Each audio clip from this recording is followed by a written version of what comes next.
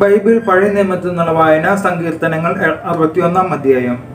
ദൈവമേ, എൻ്റെ നിലവിളി കേൾക്കണമേ, എൻ്റെ പ്രാർത്ഥന ചെവിക്കൊള്ളണമേ. ഹൃദയം തകർന്ന് ഞാൻ ഭൂമിയുടെ അതിർത്തിയിൽ നിന്ന് അവിടത്തോട് വിളിച്ചപേക്ഷിക്കുന്നു. എനിക്ക് അപ്രാപ്യമായ പാറയിൽ എന്നെ കയറ്റി നിർത്തണമേ. അങ്ങാണ് എൻ്റെ രക്ഷാകേന്ദ്രം, ശത്രുക്കൾക്കെതിരെയുള്ള സുശക്തമായ ഗോപുരം. ഞാൻ അങ്ങയുടെ കൂടാരത്തിൽ എന്നേക്കും വസിക്കട്ടെ.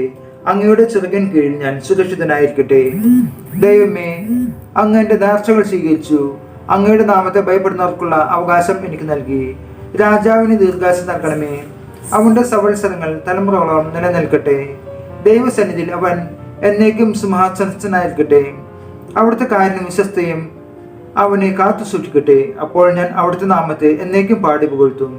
അങ്ങനെ ഞാൻ എൻ്റെ നേർച്ച നിറവേറ്റും. ദൈവത്തിൽ മാത്രമാണ് എനിക്ക് ആശ്വാസം. അവിടുന്നാണ് എനിക്ക് രക്ഷ നൽകുന്നത്. അവിടുന്ന് മാത്രമാണ് എൻ്റെ അഭയശിലയും കോട്ടയും. ഞാൻ കുലുങ്ങി വീഴുകയില്ല.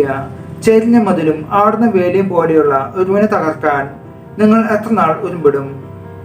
അവന്റെ ഔന്നത്യത്തിൽ നിന്ന് അവനെ തള്ളിയിടാൻ മാത്രമാണ് അവർ ആലോചിക്കുന്നത്. അവർ വ്യാജത്തിൽ ആനന്ദിക്കുന്നു, അധരങ്ങൾ കൊണ്ട് അനുഗ്രഹിക്കുന്നു, ഹൃദയം കൊണ്ട് ശപിക്കുന്നു.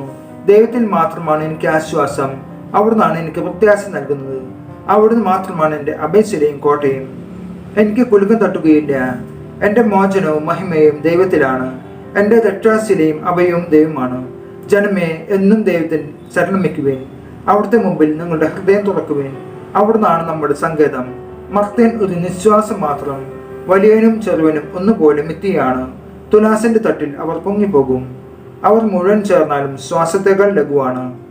ചൂഷണത്തിൽ ആശ്രയിക്കരുത്. കവർച്ചയിൽ വ്യർത്ഥമായി ആശ വെക്കരുത്. സമ്പത്ത് വർദ്ധിച്ചാൽ അത് മനസ്സുവെക്കരുത്. ദൈവം ഒരു പ്രാവശ്യം അരുളി ചെയ്തു, 2 പ്രാവശ്യം ഞാൻ അത് കേട്ടു. ശക്തി ദൈവത്തിൻ്റെതാണ്. കർത്താവേ, കാരുണ്യം അങ്ങയുടേതാണ്. അവിടുന്ന് മനുഷ്യനെ പ്രവൃത്തിക്കൊത്ത് പ്രതിഫലം നൽകുന്നു. നമ്മുടെ കർത്താവായ യേശുമിശിഹായ്ക്ക് സ്തുതി. ബൈബിൾ പുതിയ നിയമത്തിൽ നിന്നുള്ള വായന. ലൂക്കായുടെ സുവിശേഷം 20 അധ്യായം.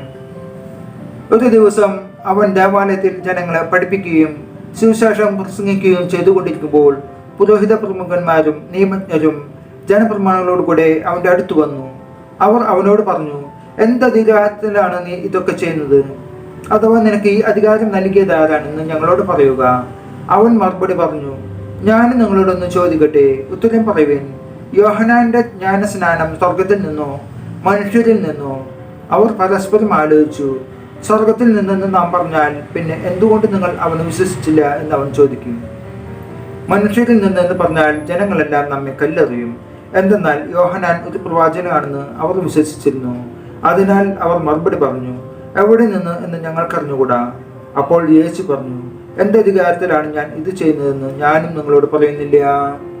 നമ്മുടെ കർത്താവായ യേശുമിശിഹായ്ക്ക് സ്തുതി.